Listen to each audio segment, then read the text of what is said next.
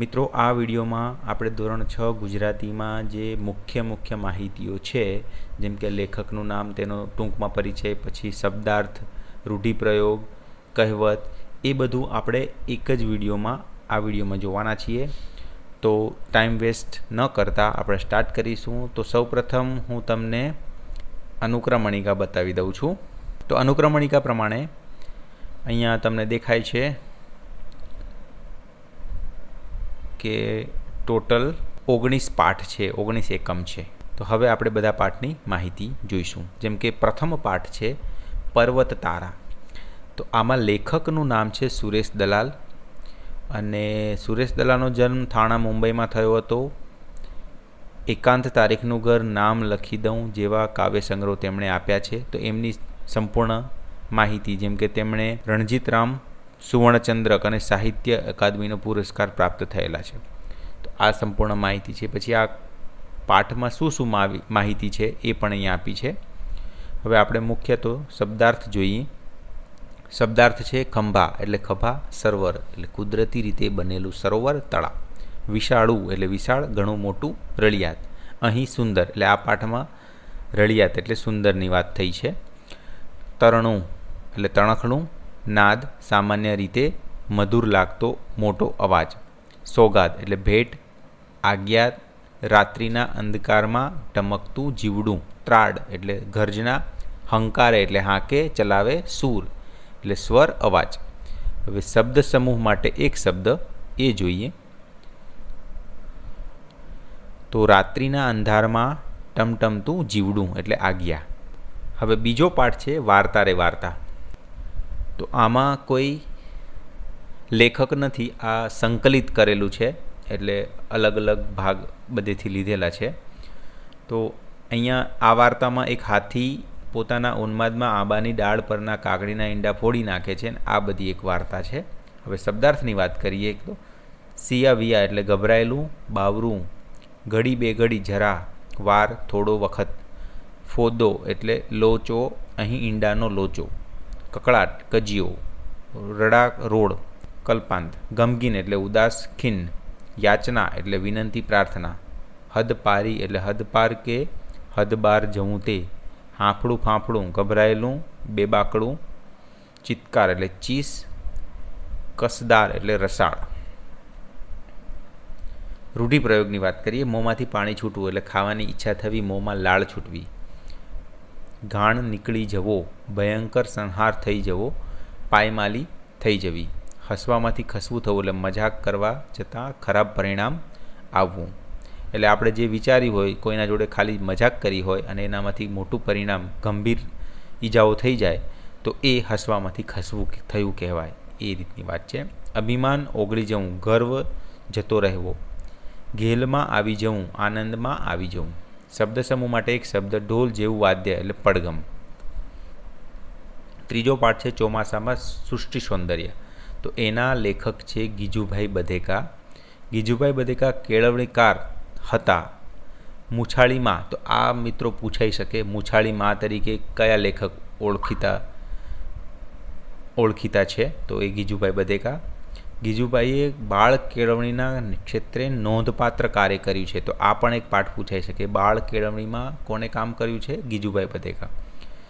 દિવ્યા સ્વપ્ન, કિશોર સાહિત્ય 1 થી 6, વાર્તાનું શાસ્ત્ર અને દિવ્યા સ્વપ્ન વગેરે તેમના જાણીતા પુસ્તકો છે. તેમણે રણજીતરામ સુવર્ણચંદ્રક પ્રાપ્ત થયો હતો.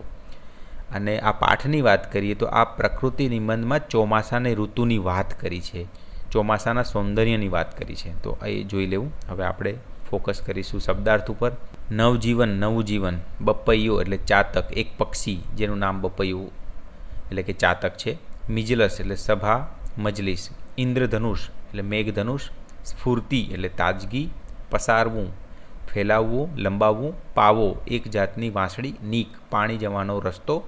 છો ભલે, ભણી, તરફ. ઇન્દ્રગોપ એટલે ગોકળ ગાય.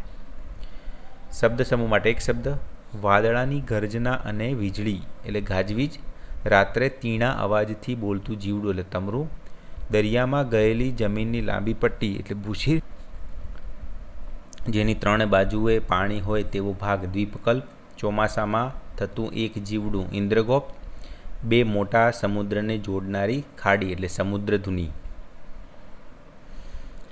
ચોથો પાઠ છે દ્રષ્ટિપારની સૃષ્ટિ. તો આ પાઠના લેખક છે ડૉક્ટર જયંત નાર્લીકર. ડૉક્ટર જયંત વિષ્ણુ નાર્લીકર એક મહાન ખગોળ ભૌતિકશાસ્ત્રી છે. તેમણે વિજ્ઞાનને લગતા કાલ્પનિક વિષયો પર અનેક વાર્તાઓ અને નવલકથાઓ લખી છે. તેમને ભારત સરકાર દ્વારા પદ્મવિભૂષણ પુરસ્કાર પ્રાપ્ત થયો છે. તો અહીંયા જે પાઠની વાત કરી છે દ્રષ્ટિપારની સૃષ્ટિ, એ એક સરસ વિજ્ઞાન કથા છે. તો આ પણ એક પૂછાઈ શકે, જેમાં છોટુ નામના એક કિશોરના પપ્પા વૈજ્ઞાનિક છે. તો આ માહિતી તમારે જોઈ લેવી. શબ્દાર્થ: બોગદો એટલે છુપો રસ્તો, વસાહત એટલે મૂળ સ્થાનેથી બીજે કરાતો વાસ, જ્યાં વસવાટ છે તેવું નિરીક્ષક એટલે દેખરેખ રાખનાર, કેન્દ્રીય એટલે મુખ્ય જગ્યા, વહારે એટલે મદદે, અપેક્ષિત એટલે જેની ઈચ્છા હોય તેવું, પ્રાણવાયુ ઓક્સિજન, અદમ્ય રોકી ન શકાય તેવું, નિવેદન જણાવવું, માહિતી રજૂ કરવી, અસ્તિત્વ હયાતી, તંત્રજ્ઞ તંત્ર મશીનનો જાણકાર. પાંચમો પાઠ છે જય જય ગરવી ગુજરાત. તો આના લેખક છે નર્મદ. તો નર્મદનું પૂરું નામ નર્મદા શંકર લાલશંકર દવે હતું. તેમનો જન્મ સુરતમાં થયો હતો. તેમણે સમાજ સુધારાનું અને સાહિત્યનું ઘણું કામ કર્યું હતું. તો આ રીતના આખી માહિતી છે, જોઈ લેવી મિત્રો. જો બધું બોલવા જઈશું તો વિડીયો બહુ લાંબો થઈ જશે.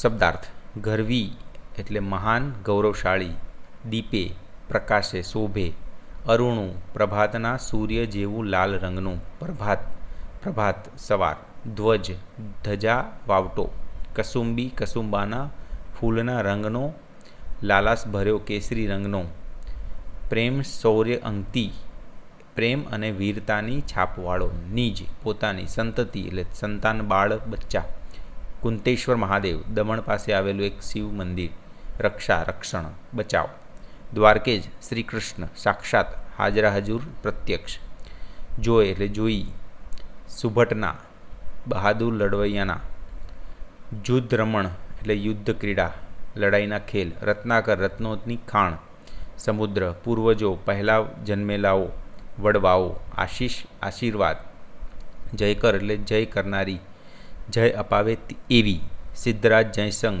પાટણના સોલંકી રાજા ઈસવીસન 1078થી ઈસવીસન 1143ના અરસામાં જે થઈ ગયા એની વાત કરે છે. અધિક એટલે વધારે, સત્વરે ઝડપથી, શુભ કલ્યાણકારી, શકુન એટલે સુકન, ભાવિના એંધાણ, મધ્યાહ એટલે બપોર. હવે અહીંયા મિત્રો જય જય ગરવી ગુજરાત એ કેવું કાવ્ય છે? તો આ કાવ્ય સમૂહમાં ગાઈ શકાય એવું ગુજરાતનું ગૌરવ ગીત છે. તો આ પણ એક પૂછાઈ શકે, ગૌરવ ગીત છે આ, બરાબર. હવે છઠ્ઠો પાઠ છે રાષ્ટ્રીય શાયર ઝવેરચંદ મેઘાણી. તો આ પણ સંકલિત છે, એટલે ઝવેરચંદ મેઘાણીના જે અલગ અલગ લેખો છે એમાંથી આ એક સંકલિત કરીને બનાવેલો પાઠ છે. તો આ એકમમાં આપણા ભાષાના મહાન કવિ, લોક સાહિત્યકાર અને રાષ્ટ્રીય શાયર. તો આ એક પ્રશ્ન પૂછાઈ શકે કે ઝવેરચંદ મેઘાણીને રાષ્ટ્રીય શાયર તરીકે બિરુદ મળેલું છે. ઝવેરચંદ મેઘાણી જીવનનો પરિચય આપવામાં આવ્યો છે. આ જીવન ચરિત્ર ઘણું જ રસપ્રદ અને પ્રેરક છે, જેમાંથી કવિશ્રી ઝવેરચંદ મેઘાણીના વ્યક્તિત્વ અને કૃતિત્વની સુંદર છબી ઉપસે છે.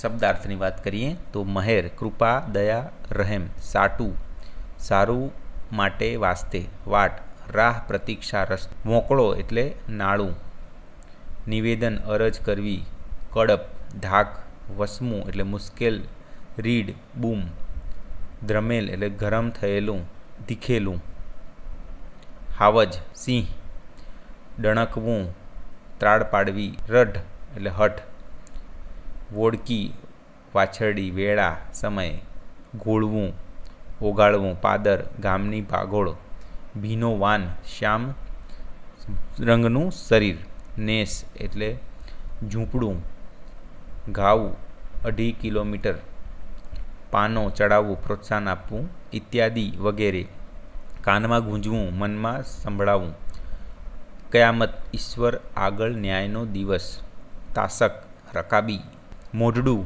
મોં, મોં મચકોડવું, અભાવ કે તિરસ્કાર બતાવવા મોં વાંકું કરવું, આથડવું, રખડવું, રોળકોળ વેળા, સાંજનો સમય, મસલત, સાથે મળીને થતી વિચારણા. હવે આમાં રૂઢિપ્રયોગ પણ આપ્યો છે. ભભૂકી ઉઠવું એટલે સળગી ઉઠવું. 7મો પાઠ છે નવી નવાઈનું સરઘસ. તો આના લેખક છે હિમાંશી શેલત. હિમાંશી શેલતનો જન્મ સુરતમાં થયો હતો. તેઓ વાર્તાકાર તરીકે જાણીતા છે. અંતરાલ, અંધારી, ગલીમાં સફેદ ટપકા એ લોકો એમના જાણીતા પુસ્તકો છે. તેમણે 8મો રંગ નામે નવલકથા આપી છે. તેમને કેન્દ્રીય સાહિત્ય અકાદમીનો એવોર્ડ પ્રાપ્ત થયો છે. હવે આની અંદર એક બાળ નાટકમાં વિવિધ પ્રાણીઓના પાત્રો દ્વારા દોસ્તીનું સરઘસ કાઢવામાં આવે છે એની વાત છે. તો એ જોઈ લેવું. હવે શબ્દાર્થ આપ્યા છે. ડોક, ગરદન, ખાલી પીલી, વગર કારણે, અમથું, પાણો એટલે પથ્થર, પહાણ, ટાઢા પડવું, નિરાંત રાખવી, ઘાંટો પાડવો, બૂમો પાડવી, પલટણ એટલે લશ્કરની ટુકડી, પંચાત તકરાર કે ભાંજગઢ, ગેલ ગમ્મત લાડ ભર્યો ખેલ, આગેવાન નેતા આગળ ચાલનાર, માહોમાહ અંદરો અંદર, ફોસી બીકણ આ એક પૂછાઈ શકે, ફોસી એટલે બીકણ, શેખી બડાઈ. શબ્દ સમૂહ માટે એક શબ્દ.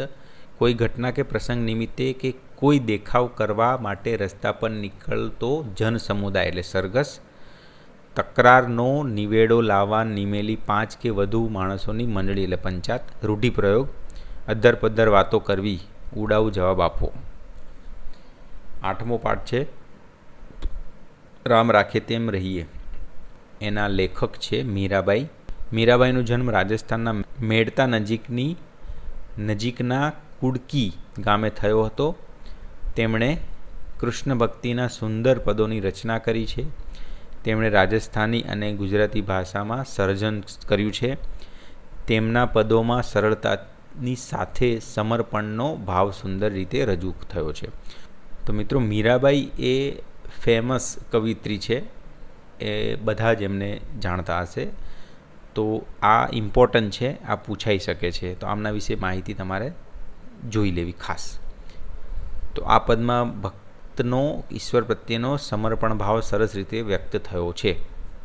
અહીંયા એ જોઈ લેવું. હવે શબ્દાર્થની વાત કરીએ તો દિન દિવસ, હીર રેશમ, ચીર વસ્ત્ર, ચાકર કહેવામાં આવે તેમ ચૂપચાપ અમલ કરનાર, સર્વે એટલે બધા. શબ્દ સમૂહ માટે એક શબ્દ. ગિરિને ધારણ કરનાર, ગિરિધર. 9મો પાઠ નામનો મોહ છૂટ્યો. આમના લેખક છે ધૂમકેતુ. તો ધૂમકેતુનું ઓરિજિનલ નામ શું છે? ગૌરીશંકર ગોવર્ધનરામ જોશીનું તખલ્લુસ એટલે ધૂમકેતુ હતું. તેઓ સૌરાષ્ટ્રના વીરપુર ગામના વતની હતા. તેમણે વાર્તાઓ, નવલકથાઓ લખી છે. તડખામંડળમાં તેમની વાર્તાઓ સંગ્રહ પામી છે. તેમણે આમ્રપાલી અને ચોલાદેવી જેવી ઐતિહાસિક નવલકથાઓ લખી છે. તો આ એક રીતે પૂછાઈ શકે. આમ્રપાલી અને ચોલાદેવી એ કોના છે? તો ધૂમકેતુ એટલે કે ગૌરીશંકર ગોવર્ધનરામ જોશીના છે.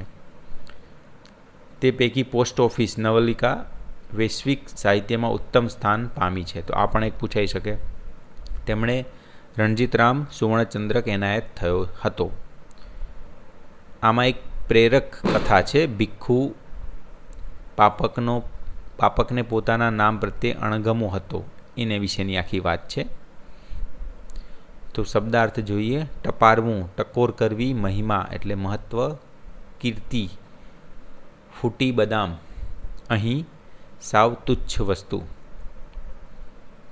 મિથ્યા નકામું, ફોગટ, પ્રથા એટલે રીત, તરંગ, કલ્પના મનના વિચાર, આભાસ એટલે ભ્રમ, ખોટો દેખાવ, ફલાણો અમુક, મોહ, આસક્તિ, ટાંટિયા પગ. શબ્દ સમૂહ માટે એક શબ્દ. હાથ પરની રોકડ રકમ, સિલક. ઝટ ન ઉકેલી શકે એવો પ્રશ્ન, કોયડો. લહે લાગવી એટલે લગ્ની લાગવી. રૂઢિપ્રયોગની વાત કરીએ તો આંખ ઉઘડવી, બરાબર જણાવવું, સમજવું. ભીખના હાંડલા ફરવા એટલે અત્યંત નિર્ધન હોવું. કહેવત કાળાક્ષર કુહાડે મારવા, નિરક્ષર હોવું. પાઠ 10 લેખણ ઝાલી નો રહી. આ છે જોરાવરસિંહ લેખકનું નામ. જોરાવરસિંહ દાનુભાઈ ધંધુકા તાલુકાના આકરુ ગામના વતની છે.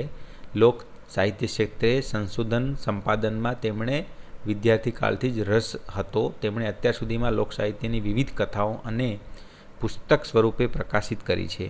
મરદ કસુંબલ રંગ ચડે, આપણા કસબીઓ, મરદાઈ માથા સાટે અને લોકજીવનના મોતી વગેરે એમના લોકકથાના લોકજીવન અને લોક સંસ્કૃતિને સ્પર્શતા વિવિધ વિષયોના પુસ્તકો છે.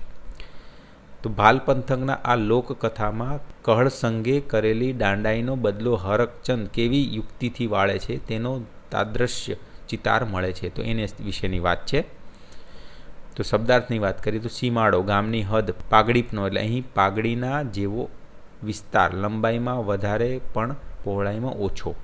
અમિદ્રષ્ટિ એટલે મહેરબાની, મીઠી નજર. વેરાન એટલે ઉજ્જડ.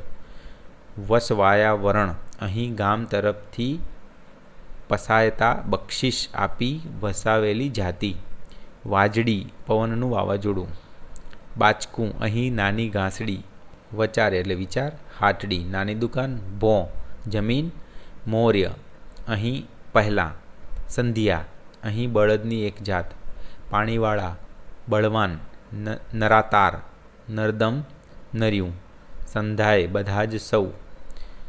ખમતીધર સદ્ધર પૈસાદાર. ખોરડું ખોલી ઓરડી માટીની ભીંતનું નાનું ઘર. સોંસરો આરપાર જવું અહીં વચ્ચે થઈને. ઘડી સાત તરત લગી સુધી. વેતરવું બગાડવું. મલાજો એટલે મર્યાદા. શબ્દ સમૂહ માટે એક શબ્દ. મૃત્યુની જાણ કરતો પત્ર. કાળોત્રી. મરણ પછી 12મા દિવસે થતો વિધિ. કારજ. રૂઢિપ્રયોગ ઉચાળા ભરવા. ઘરબાર ખાલી કરીને નીકળી જવું કે ભાગવું. પગરણ માંડવા શરૂઆત કરવી. બે પાંદડે થવું સુખી સંપન્ન થવું. નેવાના પાણીએ હાથ ધોવા. કોઈની ઉદારતાનો દુરુપયોગ કરવો. મનમાં ગાંઠ વાળવી નક્કી કરવું. દાંડાઈ કરવી. કામચોરી કરવી. આળસ કરવી. વહાણા વાઈ જવા સમય જતો રહેવો. લાગમાં આવવું તક મળવી. બરાબર કબજામાં આવવું. તેડું મોકલવું. નોતરું મોકલવું બોલાવવું. ભો ખોતરવા માંડવું. નીચે જોઈને ઊભા રહી જવું. અક્કલનું તાળું ઉઘડવું. બુદ્ધિ આવવી. કહેવતો છે કપાળમાં ઉગે વાળ તો ભાલમાં ઉગે ઝાડ. સાવ ઉજ્જડ જ્યાં ઝાડ પાન જોવા ન મળે. આપણે વેત નમીએ તો કોઈ હાથ નમે. થોડું એ માન આપીએ તો સામેથી વધુ માન મળે. ઉજ્જડ ગામમાં એરંડો પ્રધાન. બહુ સારી વસ્તુ ન મળે ત્યાં ઓછી ખરાબ પણ સારી ગણાય. વાડ કાનને આવે સાન. અનુભવે બધું સમજાય. પાઠ 11 દૂર શું નજીક શું. આ પાઠના લેખક છે ઉમાશંકર જોશી. કવિ ઉમાશંકર જેઠાલાલ જોશીનો જન્મ અરવલ્લી જિલ્લાના ભિલોડા પાસેના બામણા ગામે થયો હતો. તેમણે કવિતા, વાર્તા, નવલકથા, નાટક, વિવેચન, અનુવાદ એમ સાહિત્યના અનેક સ્વરૂપો ખેડાણ કર્યું છે.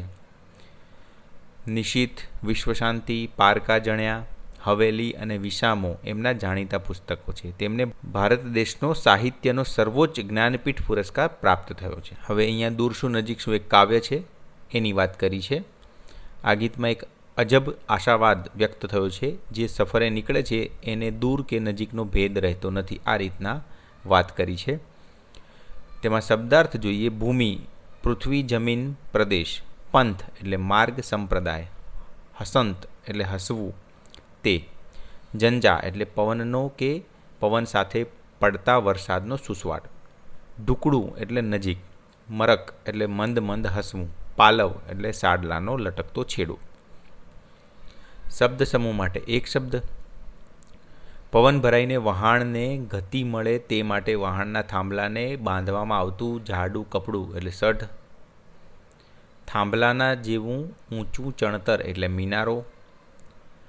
પવનનો કે પવન સાથે પડતા વરસાદનો સુસવાટ એટલે ઝંઝા. જ્યાં 3 રસ્તા મળતા હોય તે સ્થળ એટલે ત્રિભેટું. 12મો પાઠ છે અપરાજય. અપરાજયના લેખક છે ધ્રુવ ભટ્ટ. ધ્રુવ ભટ્ટ આપણી ભાષાના જાણીતા નવલકથાકાર અને કવિ છે.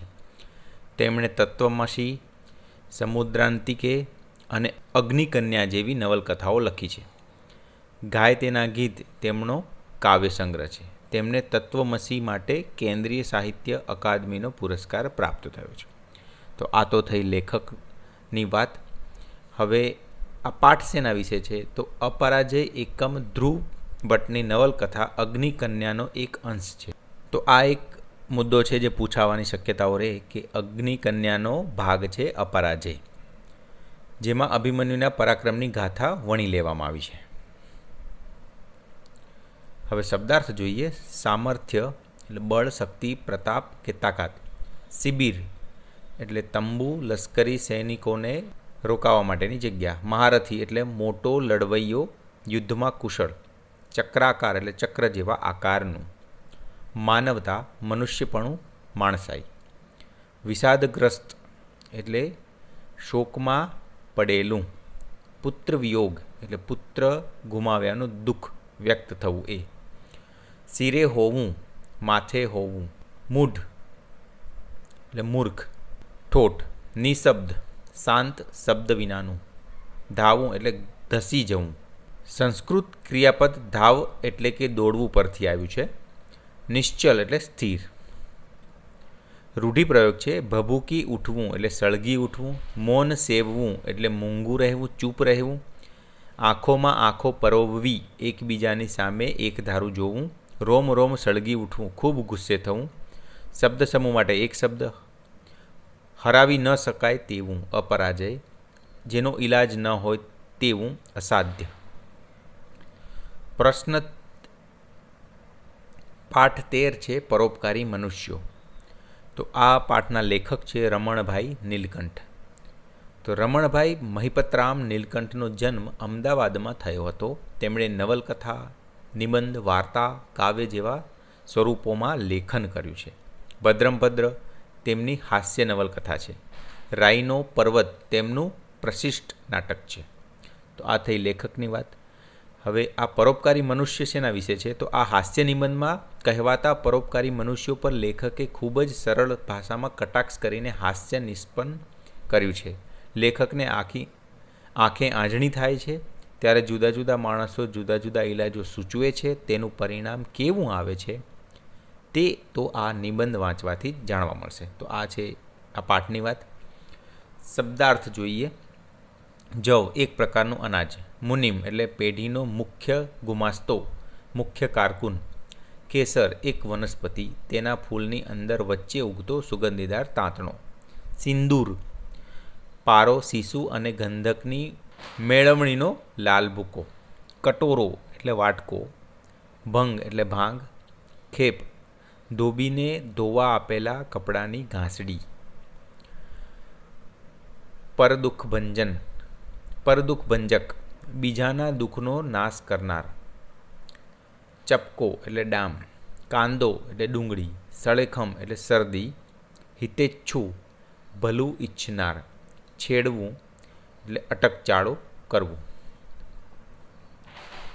રૂઢિપ્રયોગ છે પૂળો મૂકવો, સળગાવી મૂકવું કે નાશ કરવો. શબ્દ સમૂહ માટે એક શબ્દ. શરીર ઉપરની વાઢકાપની ક્રિયા કરવી એટલે કે નસ્તર. પાંપણના મૂળ આગળ થતી ફોલ્લી એટલે આંજણી. કદી નિષ્ફળ ના જાય તેવું રામબાણ. 14મો પાઠ એક ઈડરનો વાણિયો. તો આ પાઠના લેખક છે રમણલાલ સોની. રમણલાલ સોનીનો જન્મ મોડાસા પાસેના કોકાપુર ગામે થયો હતો. શિશુ કથા, શિશુ સંસ્કાર માળા અને ગલબા શિયાળમાં પરાક્રમો જેવા બાળ સાહિત્યના પુસ્તકો લખ્યા છે. તેઓ સારા અનુવાદક પણ હતા. તેમણે રણજીતરામ સુવર્ણચંદ્રક એનાયત થયો છે. હવે અહીંયા પાઠની વાત છે કે એક ઈડરનો વાણિયો. પોતાના ગામની સમી સાંજે બીજા ગામે જવા નીકળતા વણિકને રસ્તામાં ચોર મળે છે. એકલો હોવા છતાં હિંમત અને વિશ્વાસથી બુદ્ધિપૂર્વક તે ચોર સામે ઝઝૂમી તેમને ભગાડે છે. તો આ એક વાત છે એક ઈડરનો વાણિયોમાં. શબ્દાર્થની વાત કરીએ તો વાટ એટલે રસ્તો. ઉચાટ એટલે ચિંતા, ફિકર. ડરામણું એટલે ભયાનક. જંગ એટલે યુદ્ધ. પાય એટલે પગ, સબોસબ એટલે ઉપરા છાપરી, ખાળે એટલે અટકાવે. 15મો પાઠ છે 2 રૂપિયા. આના લેખક છે વિનોદિની નીલકંઠ. તો વિનોદિની નીલકંઠ લેખક, અનુવાદક અને શિક્ષણવિદ તરીકે જાણીતા છે. તેમણે નવલકથા, વાર્તા અને નિબંધો લખ્યા છે. સરદાર નિજાનંદ અને આરસીની ભીતર તેમના પુસ્તકો છે. તેમના અંગુલીનો સ્પર્શ પુસ્તકને પુરસ્કાર મળેલ છે. તો 2 રૂપિયા વાર્તાની શું વાત છે? આ વાર્તામાં આનંદીની સ્વસન્માનની ભાવના અને પ્રામાણિકતાનું સુંદર વર્ણન છે. વિષમ સંજોગોમાં પણ પોતાની પ્રામાણિકતા જાળવી રાખતી આનંદીને વાર્તાના અંતમાં લેડી ડૉક્ટર 2 રૂપિયા ઇનામમાં આપે છે. તો આ એક આખી વાર્તા છે. શબ્દાર્થ: ટંક, નક્કી વેળા, જેમ કે ખાવાનો કે દોહવાનો. ભાથું એટલે બાતું, મુસાફરી કે કામના સ્થળે સાથે લીધેલું ખાવાનું. ઇસ્પિતાલ એટલે દવાખાનું, હોસ્પિટલ. પૂંજી એટલે દોલત. ચિત્ત અંતકરણ. લક્ષ ધ્યાન. પર્સ એટલે પાકીટ, બટવો. દીનદયાળ ગરીબ પર દયા કરનારું. દીનાનાથ ગરીબનો બેલી. ગડમથલ મહેનત, મથામણ. રૂઢિપ્રયોગ: હૈયું ભારે થવું, દુઃખનો અનુભવ કરવો. મોઢું પડી જવું, ઉદાસ થઈ જવું. જીવ બાળવો એટલે કે ચિંતા કરવી. વહારે ધાવવું એટલે મદદ કરવી. અથથી ઇતિ સુધી, પહેલેથી છેલ્લે સુધી આખી કોઈને વાત કરવી એને કહેવાય. પગે પાંખો આવવી, ઉત્સાહમાં આવી જવું. શબ્દ સમૂહ માટે એક શબ્દ. એક જાતનું રંગીન કે ભાતીગળ પાથરણું એટલે શેતરંજી. મંદિર ઇત્યાદિ સ્થળે નાસ્તા પાણી કે જમણ સાથે થતી ઉજવણી, વનભોજન, મિજબાની એટલે ઉજાણી. 16મો પાઠ છે શેરી આવે સાદ, જેના લેખક છે રાજેન્દ્ર શાહ. કવિ રાજેન્દ્ર શાહનો જન્મ ખેડા જિલ્લાના કપડવંજમાં થયો હતો. તેમના પિતાનું નામ કેશવલાલ અને માતાનું નામ લલિતાબેન હતું. આંબે આવ્યો મોર, રૂમઝૂમ અને મોરપીંછ બાળકાવ્યોના સંગ્રહો છે. તેમને ભારત દેશનો સાહિત્યનો સર્વોચ્ચ જ્ઞાનપીઠ પુરસ્કાર પ્રાપ્ત થયેલ છે. આ કાવ્યમાં બાળકમાં રહેલા કુતૂહલ અને સાહસના ભાવો નિરૂપાયા છે. બાળકો દરેક ઋતુમાં થતા ફેરફારોને જોવાનો રોમાંચ અનુભવે છે. આવી બાળ સહજ આકાંક્ષાઓને પોષતું આ કાવ્ય સૌને ગમશે. શબ્દાર્થ જોઈએ. કુંજ, ઝાડ અથવા વેલાના પાંદડાથી થયેલી ગટા. પોર એટલે ગયા વર્ષે. પેખવું, જોવું. મોર, અહીં આંબાના ફૂલ. મંજરી એટલે મરવો, નાની કેરી, કાચી કેરી. અંકોર, અંકુર ફણગો. ઘેરો નાદ, અહીં વધારે તીવ્રતાવાળો અવાજ. મોકળું એટલે ખુલ્લું. જગાની છૂટવાળું. રંજાડ એટલે કનડગત.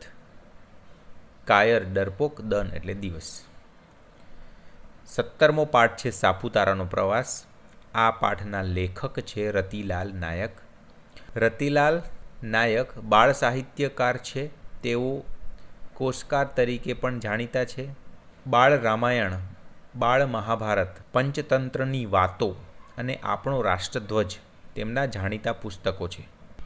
તેમનો ગુજરાતી ભાષાના શબ્દોનો મોટો કોશ જાણીતો છે. આ પાઠમાં શું વાત કરી છે? તો આ પ્રવાસ વર્ણન છે, જેમાં સાપુતારાના પ્રવાસ વિશે રસપ્રદ રજૂઆત છે. સાપુતારા વિશે આ પ્રવાસ વર્ણન દ્વારા સુંદર માહિતી મળે છે. પ્રવાસનું વર્ણન કરતી વખતે શું શું ધ્યાન રાખવું જોઈએ એ પણ જાણવા મળશે. તો અહીંયા શબ્દાર્થની વાત કરીએ તો પરોઢ એટલે મળસકું, વહેલી સવાર. ડાંગી એટલે ડાંગ પ્રદેશનું. કથિર, કલાઈ અને સીસાની મેળવણીથી બનેલું ધાતુ. કેસર વર્ણું એટલે કેસર જેવા રંગનું. કેસરી, હાથ ઉદ્યોગ, હાથ વડે થતો ઉદ્યોગ. હસ્ત ઉદ્યોગ. હેઠે નીચે વનરાઈ એટલે વનરાજી વૃક્ષોની લાંબી હાર. નિરખવું એટલે જોવું. શબ્દ સમૂહ માટે એક શબ્દ. ઇમારતમાં વપરાતું હોય તેવું લાકડું તો ઇમારતી. લાકડાની વખાર એટલે લાટી. 18મો પાઠ છે એકલા જાને રે. આ ગીતના જે લેખક છે એ છે રવિન્દ્રનાથ ટાગોર. રવિન્દ્રનાથ ટાગોરનો જન્મ કોલકાતામાં થયો હતો. તેઓ મહાકવિ છે. તેમણે વાર્તા, નવલકથા, નાટક અને કાવ્યો લખ્યા છે. તેમના કાવ્ય સંગ્રહ ગીતાંજલિને સાહિત્યનું વિશ્વનું સૌથી મોટું ઇનામ નોબેલ પ્રાઇઝ. આ મહત્ત્વનો પ્રશ્ન છે કે રવિન્દ્રનાથ ટાગોરને સાહિત્યનો સૌથી મોટો પ્રાઇઝ નોબેલ પ્રાઇઝ પ્રાપ્ત થયું છે. આપણા રાષ્ટ્રગીતના સર્જક પણ રવિન્દ્રનાથ ટાગોર છે. આ ગીતમાં કવિએ એકલા જવાની હાકલ કરી છે. વાસ્તવમાં આ ગીત મહાત્મા ગાંધીજીને ઉદ્દેશીને લખાયું છે, પરંતુ દરેક વ્યક્તિ માટે આ ગીત પ્રસ્તુત બને છે. જ્યારે કોઈ આપણું સાંભળતું ન હોય ત્યારે એકલા પણ જીવન પંથે આગળ વધવું જોઈએ તેવો હકારાત્મક સંદેશ આ ગીતનો છે. મૂળ બંગાળી ભાષામાં રચાયેલું છે, પણ અહીંયા ગુજરાતીમાં અનુવાદ રજૂ કરેલ છે. શબ્દાર્થ જોઈએ આ કાવ્યના. હાક એટલે દેકારો, બૂમ. અભાગી, કમનસીબ. હૈયું એટલે હૃદય, દિલ. ચરણ એટલે પગ, આભ, આકાશ. ઘનઘોર એટલે ઘાટું, અહીં ભયાનક. વીજ એટલે વીજળી. પાઠ નંબર 19. આ અંતિમ પાઠ છે. કોઈ દેખાડો. આ એક લોકગીત છે. આ કાવ્યમાં કૃષ્ણ માટે આતુર ગોપી ભાન ભૂલીને દોડે છે, પરંતુ કૃષ્ણ એને ક્યાંય મળતા નથી. તે એમને ભાવતા ભોજન રાંધે છે, દૂધ સાકરનો શીરો તૈયાર કરે છે, પરંતુ એના ઈષ્ટદેવ આવતા નથી. ત્યારે તે લાગણીભીના શબ્દોમાં કહે છે, મને કોઈ તો દેખાડો દીનાનાથ રે લોલ. તો આ કાવ્યની વાત છે. શબ્દાર્થ. શેરી એટલે સાંકડી ગલી, ફળિયું, પોળ. કાનકુંવર એટલે કૃષ્ણ. ઝબકીને એટલે ચમકીને, ચોંકી જઈને. નિસરી એટલે નીકળી ચાલી. ઓઢ્યાના એટલે ઓઢવાના. અંબર એટલે વસ્ત્ર. પીંજણી એટલે પૈડા પરનું ઢાંકણ. ધમડો બળદ કે વાછરડો. અમરાપર સ્વર્ગ. છોડિયા એટલે છોડ્યા. ત્રાંબાળું ત્રાંબાના ત્રાસ. મોટી પરાત. ઊભા કાનાવાળો થાળ. જીવણ એટલે ઈશ્વર. કંઠેથી ગળેથી. દીનાનાથ ઈશ્વર. મસે એટલે બહાને. બજાવવું એટલે વગાડવું. હવે મિત્રો અહીંયા 19 પાઠ તો આપણે કમ્પ્લીટ કર્યા. હવે આમાં પૂરક વાંચન પણ આવે છે. એમાં પહેલું છે ચાલ ફરીએ, તો એ નિરંજન ભગત. આમાં મિત્રો યાદ રાખવાનું છે કે આપણા મૂળ એકમ તો 19 જ છે. આ પૂરક વાંચન છે. તો પૂરક વાંચનમાં પહેલું છે ચાલ ફરીએ, જેના લેખક છે નિરંજન ભગત. એમની વાત અહીંયા ડિટેલ આપી છે. નિરંજન ભગતનો જન્મ ઈસવીસન 1926માં અમદાવાદમાં થયો હતો. એના શબ્દાર્થ પંથી, મુસાફર, માર્ગ, રસ્તો, સંગાત, સાથ, સોબત, સૃષ્ટિ, વિશ્વ, ગળી, સમય. અને બીજો પાઠ છે પૈડું, જેના લેખક છે પારેખ નગીનદાસ. એની પણ બધી માહિતી આપી છે, જોઈ લેવી. શબ્દાર્થ આપ્યા છે વાની એટલે વાનગી. આફત, સંકટ. અલોપ, અદૃશ્ય. ટટ્ટુ એટલે ઢીંગણો ઘોડો. પાંગડું આધાર ટેકા વિનાનું. પાંગડું એટલે આધાર વિના. પાંગડું એટલે આધાર ટેકા વિનાનું. શબ્દ સમૂહ માટે એક શબ્દ. નીચે ગોળ ચકતીમાં ઊભા સળિયાની દાંડીવાળું કાંત. નીચે ગોળ ચકતીમાં ઊભા સળિયાની દાંડીવાળું કાંતવાનું એક સાધન એટલે તકલી. અને ત્રીજો પાઠ છે પૂરક વાંચનમાં પીડક, જેના લેખક છે પ્રવીણ સરવૈયા.